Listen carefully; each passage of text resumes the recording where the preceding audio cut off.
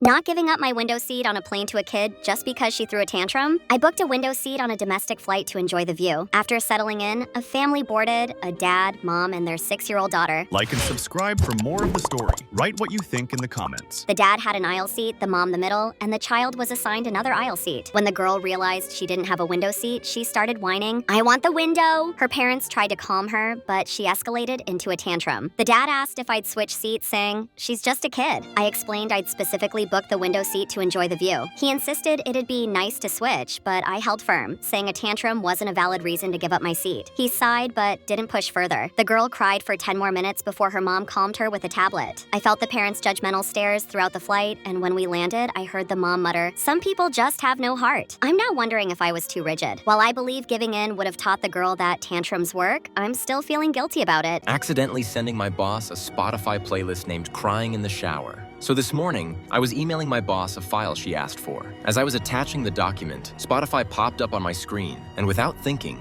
I clicked it away. Except I didn't just click it away. I somehow dragged and attached my most used playlist to the email. Did I notice? Of course not. I hit send with the confidence of someone who had just done a good professional thing. 15 minutes later, I got a one-liner response. "Thanks for the file. Hope you're okay? Confused?"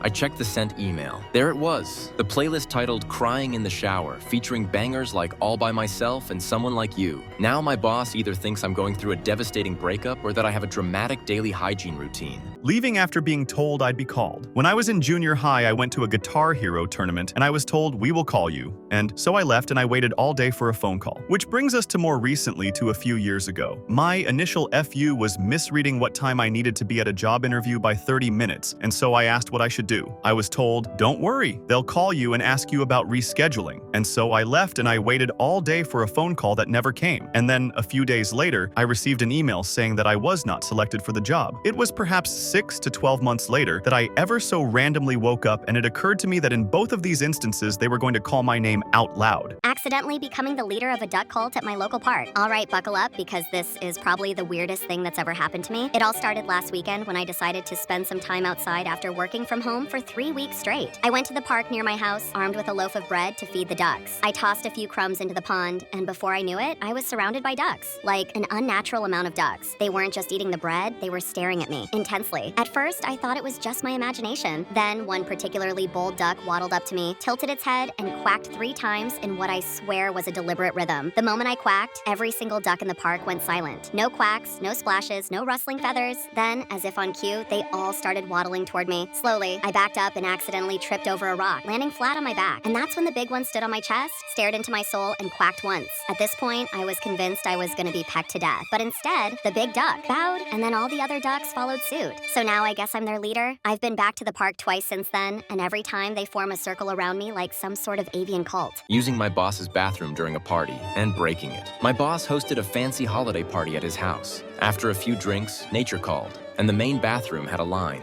I spotted a door near the kitchen and figured that must be a guest bathroom. Spoiler, it was his private ensuite. Did my business, flushed, and the toilet did not cooperate. Water started rising, panic mode activated, tried plunging. Why did he have 2 plungers? But things only got worse. At this point, water was cascading onto the floor like Niagara Falls. I panicked, shut off the water, and snuck back to the party like nothing happened.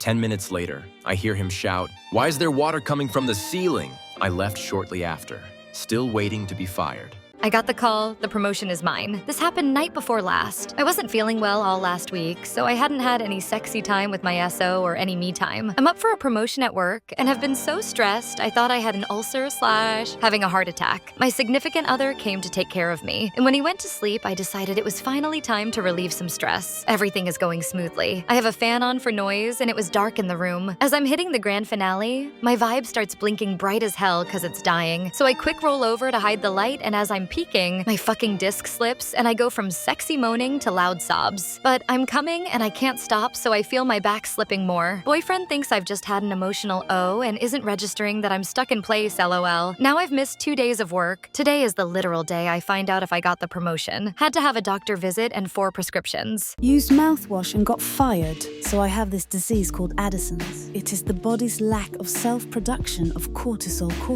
Think diabetes, but not as intense harmless but kinda as deadly. So I feel really nauseous waking up and usually throw up a few times before I get into the getting, which never bothers me because I am quite used to it after a bunch of years. I just used some mouthwash to try to give my teeth a pat on the back like I got you. Well, today I threw up just before going to work and washed my mouth and gargled, spit it out, picked up my co-worker and drove over to the site. We walked in and signed in and did the normal and usual breath test, and it said I failed. That's when I realized it could affect the machine. My buddy next to me patted my shoulder and went, "Never use it in the morning close to working hours. I always do nights before bed." Using 100% pineapple juice as a chaser. So this happened last night. My fiance went out and got some alcohol. He came back with 100% pineapple juice as a chaser. It tasted pretty good, even though I don't really enjoy pineapple. I ended up drinking 1 can of it, and my fiance drank 4. Today when I woke up, my stomach was hurting, and I ran to the bathroom.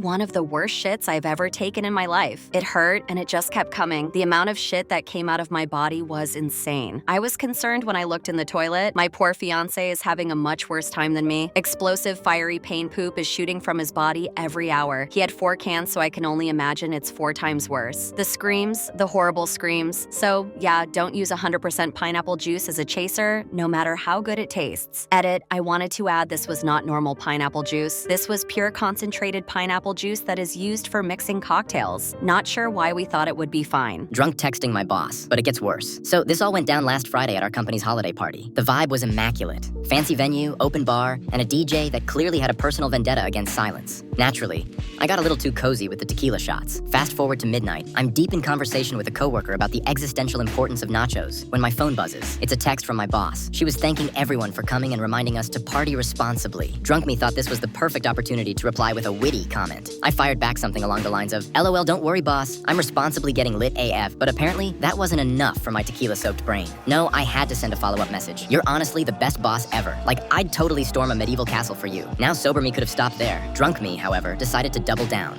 I sent a gif of a knight bowing. Yeah, I went full Renaissance fair in a corporate text thread. I woke up the next morning to 3 dots. The dreaded typing indicator. My boss's response? "Glad you're having fun. Let's discuss this on Monday." Needless to say, I spent the entire weekend spiraling. Monday rolls around and I'm summoned to her office. Turns out she wasn't mad, but now the entire office refers to me as Sir Party-A-Lot. My boyfriend since has been calling me Dookie Pants. I have been on Ozempic for about 4 months now and have had very little side effects until recently when my dosage was upped. It all started with sulfur burps and stomach pain days ago. This morning I woke up almost unable to make it to the toilet with explosive diarrhea that eventually turned into nothing but liquid. It sounds like I'm peeing when it's coming out my butt. Thinking I had gotten it all out, later in the day I'm in the car with my boyfriend and had safely farted once already, so I go to do it again and end up shitting myself. It's so liquidy, it went straight through my pants and onto the seat. My boyfriend since has been calling me Dookie Pants or randomly says my baby dookied on herself.